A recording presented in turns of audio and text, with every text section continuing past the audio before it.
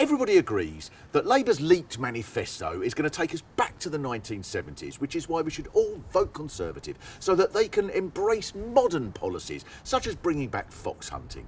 Because nothing says you're grasping the technological opportunities of the digital age more than dressing up in a tunic and galloping over fences with bloodhounds in pursuit so you can catch a fox and rip its liver out and smear its blood on your child's cheek in an ancient Celtic ritual. It's the sort of thing that the people at Apple would come up with after a brainstorming session. And hopefully now the Conservatives will come up with other modern concepts, such as abolishing IVF and replacing it with a fertility ritual, replacing pensions with a rule that when men get to 65 they have to sell their wife in the market. Everything that Labour promises is going to take us back to the 1970s, such as their proposal to be extremely cautious before launching a nuclear deterrent. If you're going to be extremely cautious before asphyxiating millions of civilians in an apocalyptic firestorm, you might as well bring back on the buses.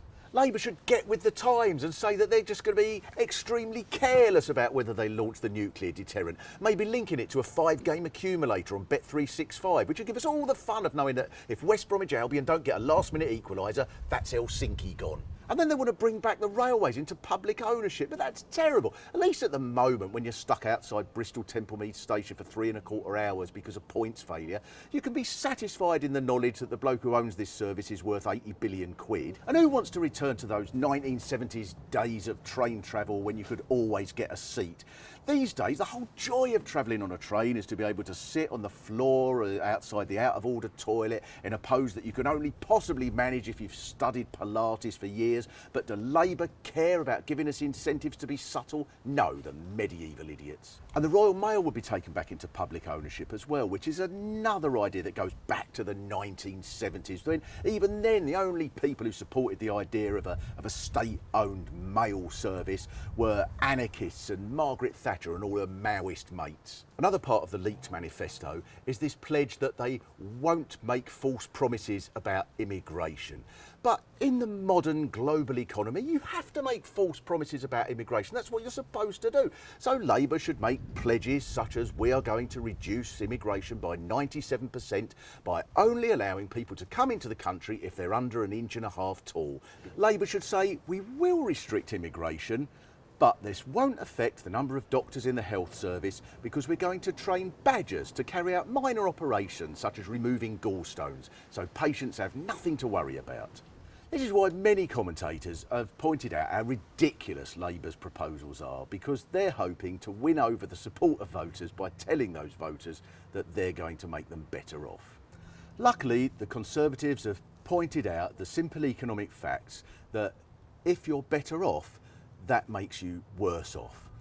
For example, Labour have promised to scrap tuition fees so that education is funded by general taxation, like it was back in the 1970s when Rolf Harris and Gary Glitter were allowed on the television.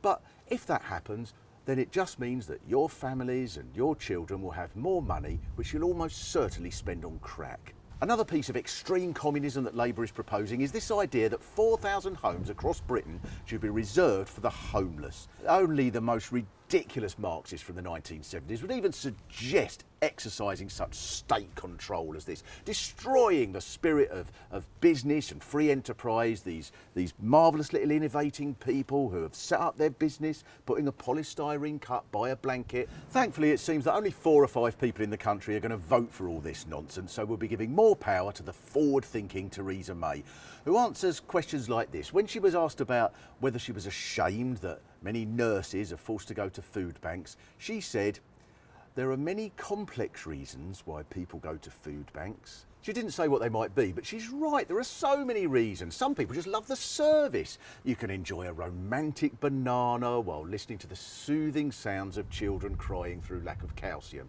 Or some people might just have a phobia where they're scared to be more than 20 feet from a tin of spaghetti hoops. Or you might have a favourite recipe for peppered venison and you've looked all over town and just can't find anywhere that stocks it at all, and the food bank's the one place you haven't been and you never know. Or maybe they've seen a restaurant review of the food bank in the Sunday Times that went, One scarcely had time to cleanse the palate of the most succulent tuna chunks in brine, aspirational and yet mischievous in its Piscean intent, when one came across the celestial virtues of a Muller vanilla yoghurt, all served with majestic panache by the most delightful volunteer from Oxfam, all in the angelic setting of a car park round the back of Lidl.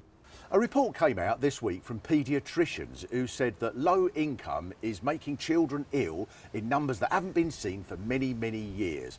But at least the Conservatives are not going to take us back to the 1970s, because that was a time when we heard stuff like that and cared about it. Now we can grasp the future, venture ourselves forward to a time when we hear things like that and don't give a shit.